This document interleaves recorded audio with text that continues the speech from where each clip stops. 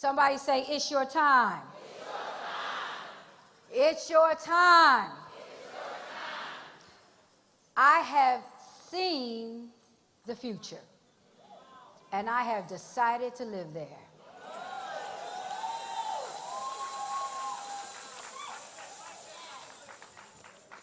How many of you are ready to live in your future? Like the song says, you're looking through a telescope to see where you're going. Now, everybody can't see where you're going because they're not looking in the same telescope. So sometimes when you want to share your dreams, your visions of where you're going, everybody's not going to be on the same page. Why? Because they're not looking at the same telescope. So you've got to have your laser focus to know exactly where you're going. So today we're going to talk about, you got your pens, papers, your iPads, your iPhones, anything start with an I or a D for a droid, pull it out. It's your time. I'm going to give you 3 points and wrap it up. Number 1, are you ready? How many of you say you're ready? See, I like this quote. You have to decide where you're going, then who's going with you? You have to decide where you're going, then who's going with you? Because if you get the order in reverse, you're going to be in trouble. If you try to wait to get consensus on who's going to do what you want to do, you will never move. I'm preaching to myself right there. I'm talking to myself. I'm talking to myself. You have to decide where you're going, then who's going with you. The problem is a lot of people need so many people's opinions and approvals to make a move. But you have to make your moves when it's your time to make your move. So when I ask the question, are you ready? The second question, not point 2, but the second follow-up question is, do you know who you are? Because if you're ready, then you have got to know who you are. When you don't know who you are, somebody else will tell you. So you have to know 100% who you are and where you're going. When value is not known, abuse is inevitable. So if you don't know your own value, abuse will happen. That's why some of us are working on the jobs every day and not being paid anything of what we're worth. It's not their fault. It's our fault for not knowing our value. You have to know who you are. I remember I was at a church meeting. I was really excited about this particular meeting because they were bringing in a prophet who was well known across the country. And we were excited. We were in a small church at the time. It was just getting started. And we were bringing in a big prophet. I said, what, y'all? Small church. Bringing in a what? Big prophet. Okay. So when the big prophet came to the small church, what did he see? He saw, number 1, small church, and in his mind, small people. Somebody say ground floor. Ground floor. Yeah. See, when you see small church, small people, you automatically start to judge them based on what you see. See, a lot of times in the cocoon process, nobody really knows what you're capable of or who you really are. So when he got up to speak, we were listening. I mean, he was on point. Then he called me, woman of God. Yes, sir. I was waiting for that. I went there. All right. He said, woman of God, I see you with a new car. I was like, all right, all right. He said, I see you driving now your new Toyota Camry.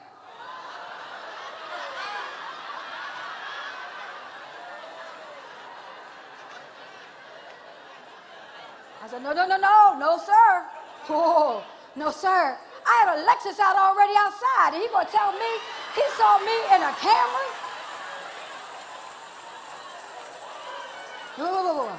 I ain't got nothing against a Camry, but he didn't see me in the Camry. And I told him, see, listen to this. See, why is it just because somebody has some experience, you let them put their limitations on you and you say nothing about it? I did tell him. I told him, I said, oh, no, you don't see me. No, that ain't me. And he was shocked. Nobody ever stopped him. But I believe people can speak life and death to you, so I wasn't receiving that.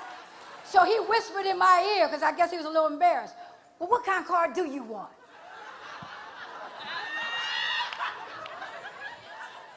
You got to ask me? I don't even know what I told him. I told him some kind of car. He said, well, I see you with that then. All right, go on and sit down.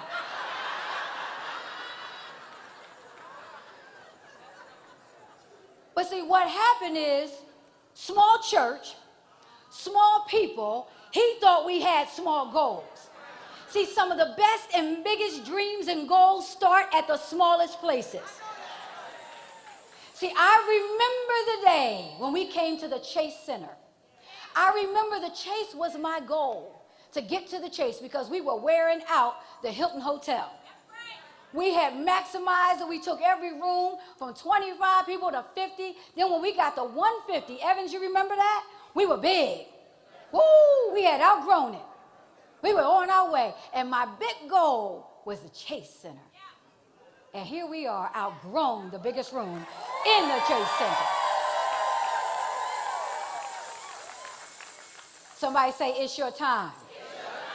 See, when you know who you are, listen to this. You're not afraid to develop your exit. I got some good folk in here. See, there is something in life called an exit strategy. It's the time when you need to get out of doing what you've always done to move to something different to get a different result. But the problem is we like convenience. I remember when I was leaving a bank, I ain't gonna say no names, they could be a sponsor for us one day, but when I was leaving a bank, on the back of the wall it said, America's most convenient bank. But it wasn't the best bank for us. See, we get confused with convenience and best. In order to get to the best, you gotta be willing to get outside your convenience. How many of you are willing to get outside the boat, do something different, go where you have never gone before? When God says go, you go. You don't say, I don't know. You just go. But we say, I don't know. You sure? I don't know. I don't know anybody else doing it. I don't know the signs. Send me a sign. Send me a sign. Send me another sign. Send the prophet. Send this. Send the rain. Send the sky. Send all that. If I look around 2 times, jump, hop back.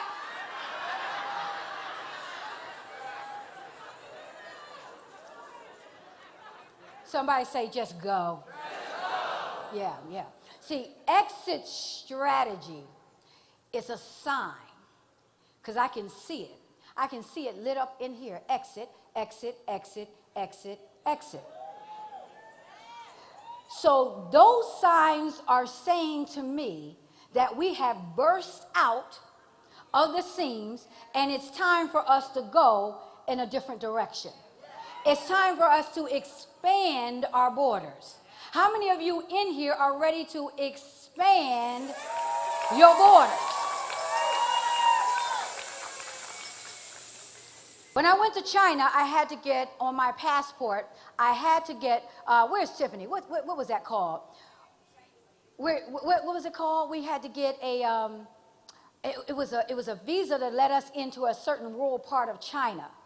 And it was a specific visa. That is what it was. It was a visa. And I read it, and it said, you are a visitor, and you have only 90 days in which you are allowed to visit, and then you must leave.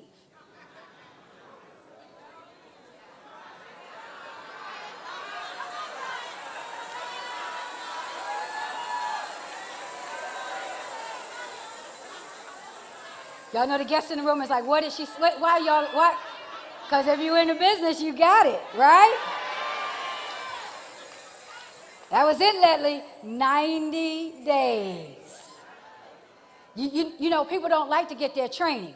Pam, I always talk about the beauty and the beast of the business, right? See, they wear the beauty, but then there is a beast.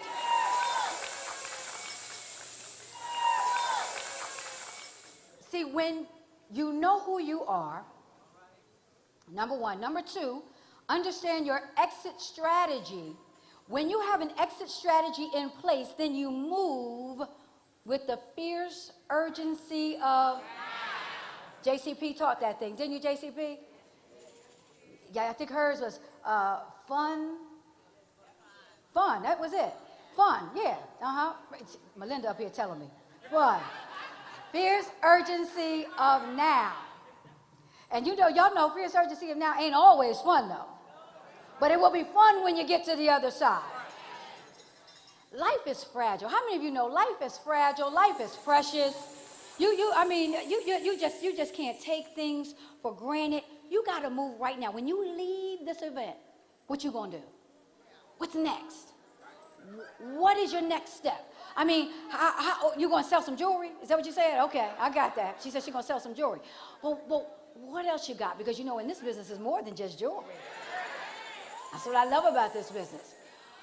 What are you going to do now? You know, I went to the Ohio Players. I went to see the Ohio Players, I believe, back in March as we were gearing up to get their first diamond.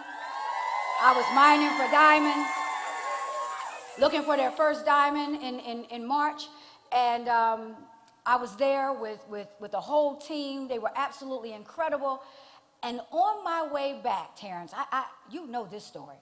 On my way back from Ohio, I was charged up. You know, it's nothing like when you go see them Ohio Players, let me tell you something. They come out in record numbers, and they feed you good.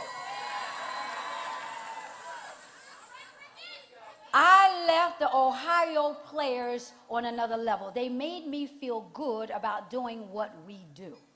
This is some work. It's a lot that comes with it. But when you got teams like that, they help you to enjoy it. Because as I finish that story, let me tell you what we all need to do. We all need to enjoy the journey. Let me tell you, I know we get stressed. I am a perfectionist, and that's my strength and my weakness. Why is it my strength? Because I want everything excellent. Why is it my weakness? Because I can't control everything. Any strength taken to an extreme becomes a weakness. So I'm working on that. Believe it, it's a process, but I know it, and I am working on it. But when I left the Ohio Players, I was excited. Got into a plane. I was on the smallest aircraft. CB, I don't know where you are because you could tell me what that was. What was that aircraft, CB? It was real, real small. When you tell me the name, holler it out to me. I'm listening. But I was on this real small airplane. They only had one flight attendant. And we got on, and you know, when you ride sometimes them little small ones, you just be praying for blue skies. And now, can I get a witness, y'all?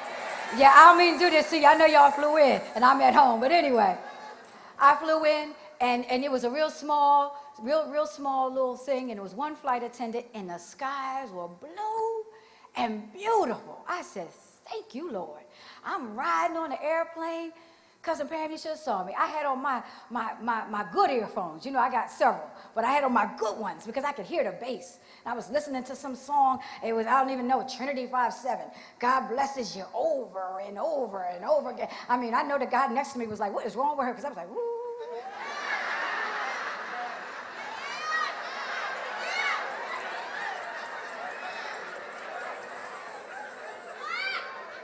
I was feeling that thing.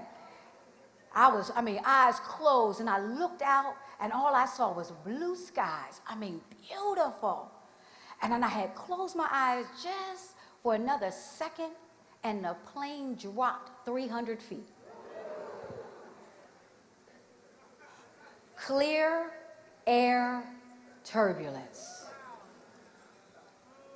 When everything is going smooth, all the conditions are looking right. Everything is working your way. Favor on every side. And then you run into clear air turbulence. Plane dropped 300 feet. Needless to say, those earphones fell off my ears. They were half in the aisle. I know where they were, and people's drinks, I was drenched with everybody's drinks, everybody. And all you heard was everyone hollering. And I looked up, the flight attendant had passed out. She was standing up in the galley, and she lifted up and hit her head and was passed out. And we were not recovered, and we were still going in a downward position. And everybody was hollering. And you listen to this. This is what I said. I couldn't believe I said this out loud. I said to everybody, we all right? Ain't nothing going to happen. We going to make it. Calm down. I couldn't even believe I was saying that. Calm down. Everybody, we going to make it. Because all I knew, I wasn't finished my work. I wasn't going nowhere. I don't care. I wasn't going nowhere. It was not my time to go. Calm down. We gonna make it. We got somewhere to go. Get yourself together. We going somewhere. Calm down. We gonna make it. We gonna make it. I hollered that thing out while my legs were shaking. I mean, my legs are trembling. I ain't gonna tell you they weren't. But out of the abundance of my heart, the truth that I believe came forth in a time of need. Calm down. We're gonna make it. They got the flight attendant. She laid out the whole entire flight. The pilots didn't get on to say a word. I didn't need them to. I just needed them to auto-correct. They corrected that thing. We got corrected. I started putting my foot out there for my good headphones.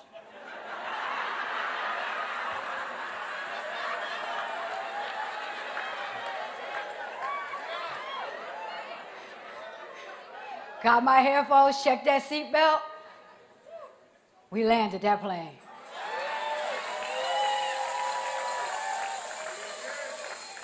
We got off, we were waiting for our luggage right there in the jetway, and a man said, I heard what you said in the back. He said, I was glad to hear it because I thought we weren't going to make it. I told him, no, I had things to do. We were going to make it. Now, the truth is, the flight at that point had been delayed sometime. They had EMS come on and meet us, so everybody was waiting to get on the flight was, out there. And I can't say I had a swag when I walked up because I was walking like this.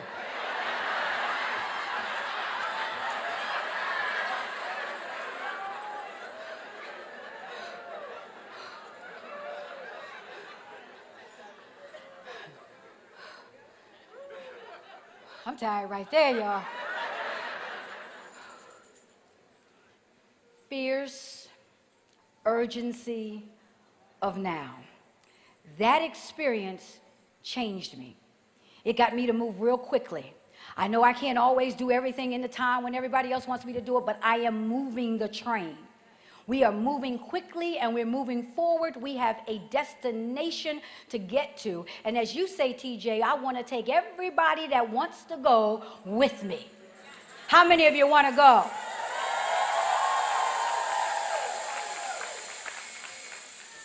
Last point. How am I doing with my time? Y'all know I can't take my time. Then you don't get lunch on time, everybody mad. Let me look at my time. Okay. Woo. Tamara's birthday in 15 minutes. Happy birthday, Tamara. Happy birthday. Okay, all right. Last thing. Can I be? Yeah, okay. Last thing. Are you in deep enough? In order to get where you need to go, you got to go into the deep. Are you in deep enough? I love jet skiing. Okay, I love riding on a jet ski. I'm not the driver. But I do. I enjoy it. I enjoy anything in the water. That's why I'm going to enjoy Florida. I enjoy outdoor living.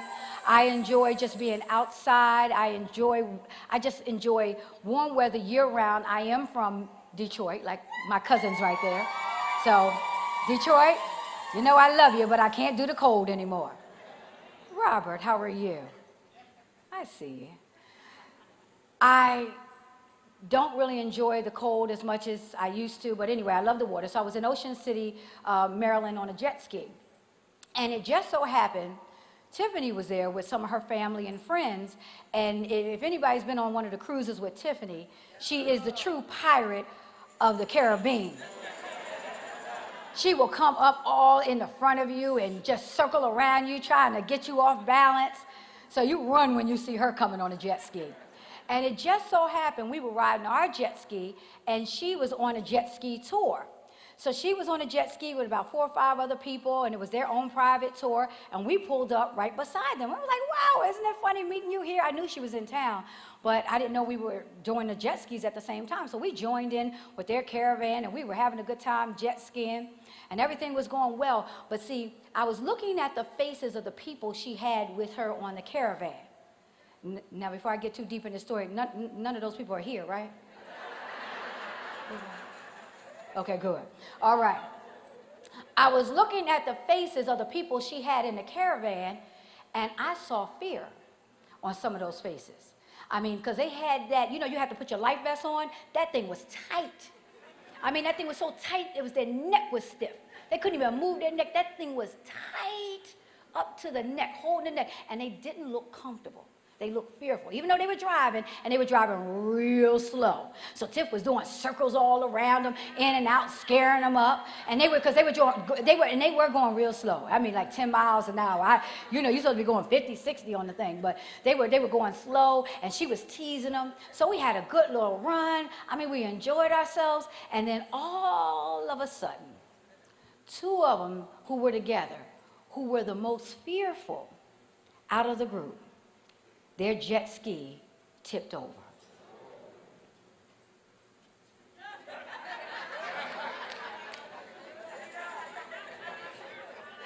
It wasn't y'all this time.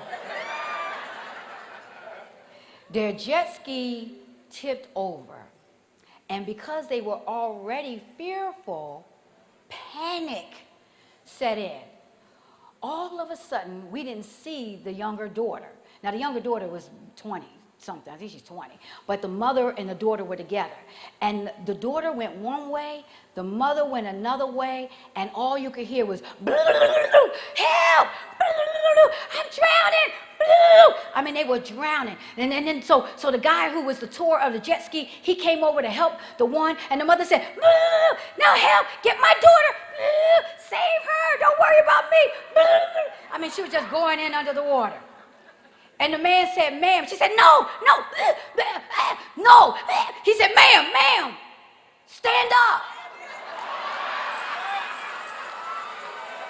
She said, I can't. He said, ma'am, stand up. It's not but 4 feet. Stand up.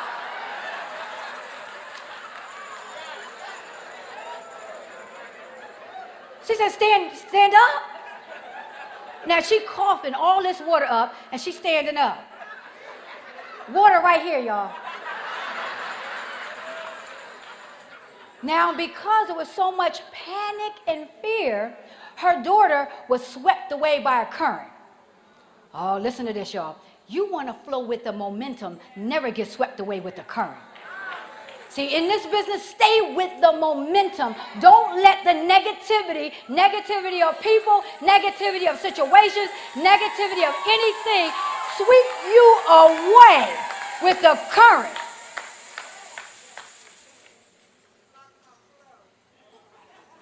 She got swept up. Here it is. Now people are jumping in to save her from the pier. She going up under a boat. And when they finally get her, because she was only in 3 feet of water, she can hardly breathe. They have to get her. And then the mother's like, is she all right? Talking about, which way do I get out? And she walking out to the exit. She walking, okay, I'm going to walk on over here. Let me see. And the daughter, they had to attend to her. And all failed. She let a current sweep her out of 3 feet of water, almost drowned. So my question to you is, why aren't you just standing up? You got more month than you do money. Stand up. All you got to do in this business is stand up.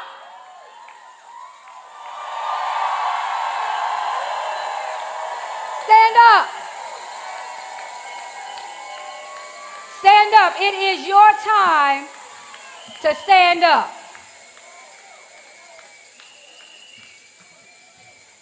How many of you know it's your time? It's your time. It is your time. Thank you for your financial contributions. All donations given this month will receive a thank you gift. To order Traci Lynn products or follow Traci Lynn Ministries, please visit TraciLynnMinistries.com or contact 877-TRACILYN 877-872-2456.